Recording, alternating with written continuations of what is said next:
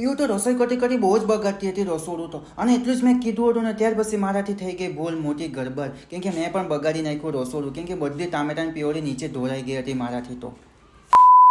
સો hey guys, good morning, good morning, good evening, કેમ કે રજા પડી ગઈ 5 વાગ્યામાં. તો ચાલો હવે આપણે નીકળીએ ઘરે. અને ઘરે જતાં પહેલાં ફોન આવી ગયો હતો કે સિકંજી લાવવાની છે. તો આપણે સિકંજી લાવવા માટે આવી ગયા અને સિકંજી લઈએ ઘરે જવા માટે. ત્યાર પછી સિકંજી બનતી હતી એટલે થોડીક વિડીયો શૂટ કરી લીધું, કેવી રીતે બનાવી તે પણ જોઈ લીધું હતું. અરે બનાવેની પણ બની ગઈ હતી, ખાલી પાર્સલ કરતો હતો. ત્યાર પછી અમે નીકળી ગયા અને આજે પીયુ સાથે થોડીક મજાક કરીએ, કેમ કે આજે આપણે સિકંજી લાવ્યા છે અને પીયુને કહેશું કે આપણે લાવ્યા જ નથી એમ. ત્યાર પછી ઘરે પહોંચી ગયો હતો અને આજે અમારી ભત્રીજી સાથે ચલો થોડીક મસ્તી કરી લઈએ.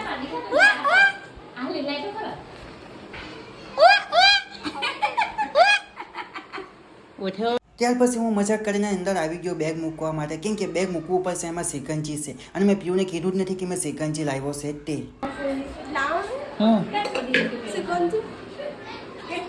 સિકંજી પીયુ મારી પાસે સિકંજી માંગતી હતી, પણ મેં કહી દીધું કે મેં લાવ્યો જ નહીં, મેં તો ભૂલી ગયો હતો. તમને ફોન કર્યો ક્યારે? હે ક્યારે? ને પીવું તો નારાજ થઈ ગયો હતો, ગુસ્સો પણ થઈ ગયો હતો. પછી મારાથી મન ન માની મેં કીધું ચાલો હવે મસ્તી નથી કર્યું. ત્યાર પછી મેં પીવું પાસે જીયો અને મેં કીધું કે આ લે તારી સિકંજી. જોઈ કે થોડીક વાર ગુસ્સો કરે ને, હવે જો કેટલી ખુશ થઈ ગઈ સિકંજી જોઈને, ખુશ થઈ ગઈ સિકંજી.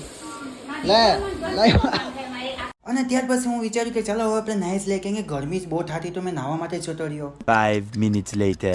અને ત્યાર પછી નાહી ધોઈને બેસી ગયો સિકંજી પીવા માટે, કેમ કે મમ્મી લોકો માર્કેટ ગયા હતા તો પાણીપુરી પણ લાવ્યા હતા. તો અમે બધા બેસી ગયા પાણીપુરી ખાવા માટે, અને પાણીપુરી ખાઈને પછી અમે પીધી સિકંજી. અને આજે મારે બનાવવાનું છે પાછું શાક. આપણે બનાવ્યા છોલે ચણા નહીં, કાળા ચણાનું શાક. કેવું બને ખબર નહીં, ચાલો આપણે બનાવીએ.